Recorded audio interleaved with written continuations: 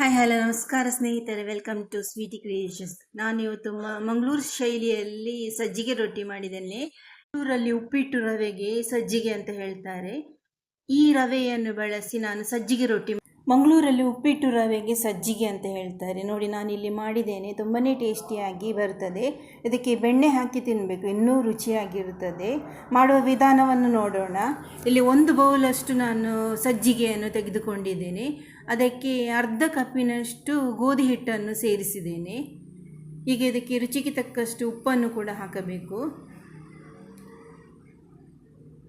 ನಿಮಗೆ ಎಷ್ಟು ಬೇಕಷ್ಟು ಉಪ್ಪನ್ನು ಸೇರಿಸಿಕೊಳ್ಳಿ. ಈಗ ಅರ್ಧ ಚಮಚದಷ್ಟು ಇದಕ್ಕೆ ನಾನು ಸಕ್ಕರೆಯನ್ನು ಹಾಕ್ತಿದ್ದೇನೆ. ಸಕ್ಕರೆಯನ್ನು ಸೇರಿಸಿದ ಬಳಿಕ ಇದನ್ನು ಚೆಂದ ಮಾಡಿ ಮಿಕ್ಸ್ ಮಾಡಬೇಕು. ಎಲ್ಲವನ್ನು ಮಿಕ್ಸ್ ಮಾಡಬೇಕು. ಸಕ್ಕರೆಯನ್ನು ತಿನ್ನದವರು ಇದಕ್ಕೆ ಬೆಲ್ಲ ಕೂಡ ಸೇರಿಸಬಹುದು, ಇನ್ನೂ ರುಚಿಯಾಗಿರುತ್ತದೆ. ಸಜ್ಜಿಗೆ ಮತ್ತು ಗೋಧಿ ಹಿಟ್ಟನ್ನು ಒಟ್ಟಾಗಿ ಮಿಕ್ಸ್ ಮಾಡ್ತಾ ಇದ್ದೇನೆ.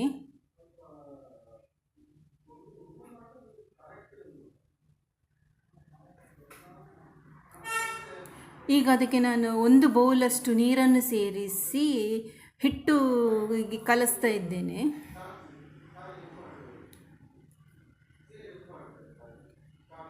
ಇಲ್ಲಿ ನೀರು ಕಮ್ಮಿ ಆದರೆ ಪುನಃ ಹಾಕಿಕೊಳ್ಳಬಹುದು.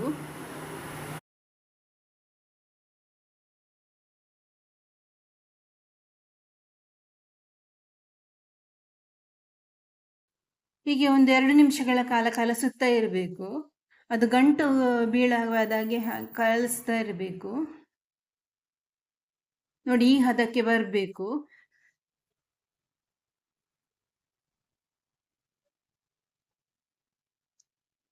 ಕಲಸಿ ಆಗಿದೆ. ಈಗ ಮುಚ್ಚಳ ಮುಚ್ಚಿ 15 ನಿಮಿಷಗಳ ಕಾಲ ಹಾಗೆ ಬಿಡೋಣ.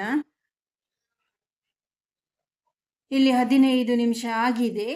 ನಾನು ಮುಚ್ಚಳ ತೆಗಿತಾ ಇದ್ದೇನೆ.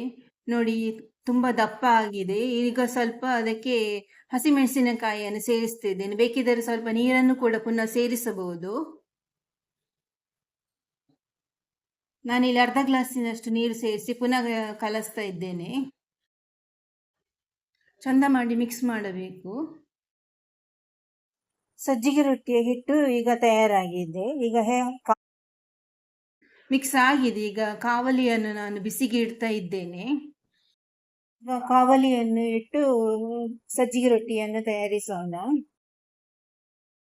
ಕಾವಲಿ ಬಿಸಿಯಾಗಿದೆ, ಅದಕ್ಕೆ ಸ್ವಲ್ಪ ಎಣ್ಣೆಯನ್ನು ಸವರ್ತಾ ಇದ್ದೇನೆ. ಈಗ ಅದಕ್ಕೆ ಹಿಟ್ಟನ್ನು ಹಾಕಿ ಚಂದ ಮಾಡಿ ಸ್ಪ್ರೆಡ್ ಮಾಡಬೇಕು. ತುಂಬ ದಪ್ಪ ಬೇಡ, ತೆಳ್ಳಗೆ ಸ್ಪ್ರೆಡ್ ಮಾಡ್ತಾ ಬರಬೇಕು. ಸ್ಪ್ರೆಡ್ ಮಾಡಿದ ಬಳಿಕ 1-2 ನಿಮಿಷಗಳ ಕಾಲ ಹಾಗೆ ಕಾಯಲು ಬಿಡೋಣ. ಇಲ್ಲಿ ನಾನು ಹಸಿಮೆಣಸಿನಕಾಯಿ ಮಾತ್ರ ಹಾಕಿದ್ದೇನೆ. ನೀವು ಬೇಕಿದ್ರೆ ಈರುಳ್ಳಿಯನ್ನು ಕೂಡ ಸೇರಿಸಬಹುದು ಅಥವಾ ಕೊತ್ತಂಬರಿ ಸೊಪ್ಪನ್ನು ಕೂಡ ಹಾಕಬಹುದು. ಈಗ ನಾನು ಅದಕ್ಕೆ ಇದರ ಮೇಲೆ ಸ್ವಲ್ಪ ಬೆಣ್ಣೆಯನ್ನು ಹಾಕ್ತಾ ಇದ್ದೇನೆ.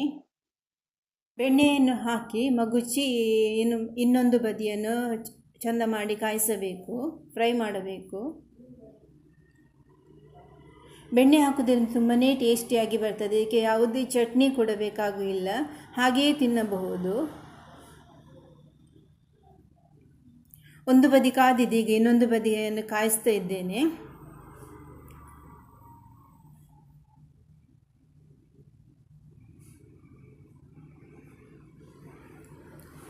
ನೋಡಿ, ಚಂದ ಮಾಡಿ ಕಾದಿದೆ. ಈಗ ಒಂದು ನಮ್ಮದು ತಯಾರಾಗಿದೆ ಸಜ್ಜಿಗೆ ರೊಟ್ಟಿ. ಈಗ ಇನ್ನೊಂದು ಮಾಡಿ ನಿಮಗೆ ತೋರಿಸ್ತಾ ಇದ್ದೇನೆ. ಇದು ತುಂಬಾ ಟೇಸ್ಟಿಯಾಗಿರುತ್ತದೆ. ನೀವು ಕೂಡ ಟ್ರೈ ಮಾಡಿ ನೋಡಿ. ಈಗ ಇನ್ನೊಂದು ಕಾಯಿಸ್ತಾ ಇದ್ದೇನೆ ನಾನು. ಹೆಂಚು ಬಿಸಿಯಾದ ಕೂಡಲೇ ಸ್ವಲ್ಪ ಎಣ್ಣೆಯನ್ನು ಸವರಿ ಹಿಟ್ಟನ್ನು ಹಾಕಿ ಸ್ಪ್ರೆಡ್ ಮಾಡಬೇಕು. ಹಿಟ್ಟನ್ನು ಸೇರಿಸಿ ಅದನ್ನು ತೆಳ್ಳಗೆ ಸ್ಪ್ರೆಡ್ ಮಾಡಬೇಕು. ಆಮೇಲೆ 2 ನಿಮಿಷಗಳ ಕಾಯಿಸಿ ಆನಂತರ ಅದಕ್ಕೆ ಬೆಣ್ಣೆ ಹಚ್ಚಿ ಅದನ್ನು ಇನ್ನೊಂದು ಬದಿ ಕೂಡ ಕಾಯಿಸಬೇಕು. ಈಗ ಬೆಣ್ಣೆ ಹಾಕಿ ಇನ್ನೊಂದು ಬದಿ ಕೂಡ ಕಾಯಿಸ್ತಾ ಇದ್ದೇನೆ. ರೊಟ್ಟಿ ಮಾಡಲು ತುಂಬಾ ಸುಲಭ.